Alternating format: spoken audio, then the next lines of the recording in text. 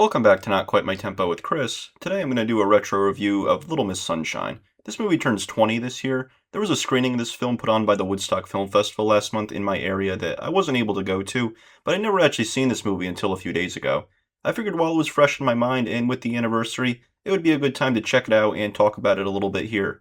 Directed by Jonathan Dayton and Valerie Faris, a family determined to get their young daughter into the finals of a beauty pageant take a cross-country trip in their VW bus. So watching this movie for the first time, I heard such great things about it. I love little family dramas and these very simple human story dramedies, and this movie really succeeds at that. The story of this film is quite simple. A family has to get their daughter to a beauty pageant, and they go on a road trip in their VW bus to get there. You read that basic setup of the story and you kind of think, where this goes, what is the real story here? And that really comes from the tremendous cast and characters here. Every character is cast so well and has a meaningful arc or role to play in the story and themes. Going through them, Greg Kinnear as the father grows as he starts off with this mindset of being tough on his daughter so she won't be a loser, to at the end accepting her for who she is and letting go. He's so insufferable at the start, but his journey really pays off. Toni Collette as the mother doesn't have the biggest transformation like some of the other characters do, but she gives a wonderful performance. She's funny and brings the drama as she's trying to keep the family together and be supportive.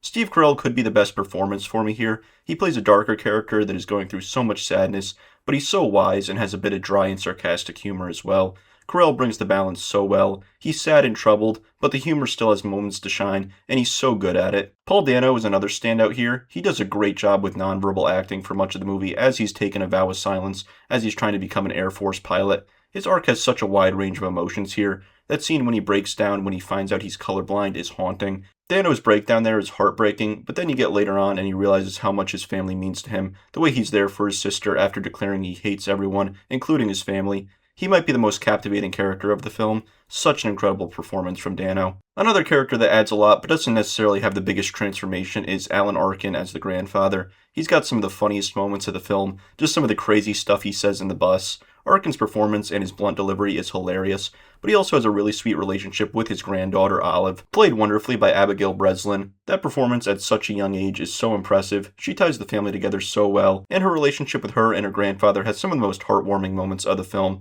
Their interactions are so sincere. It really adds depth to him as well and makes him so much more than just comedic relief. And all these arcs and characters lead up to that amazing finale with the dance sequence, and the family coming together to support Olive at being herself and not worrying about winning or being judged, just having fun with your family. It rightfully craps on the idea of beauty pageants and turns this road trip into so much more. It's about ideas of growth, bettering yourself, learning what really matters in life. This movie has really dark moments for sure. It makes you feel uncomfortable and sad at points, but the payoff it provides and the satisfaction of seeing where these characters end up compared to at the start of the film is just beautiful. It's such a rewarding experience.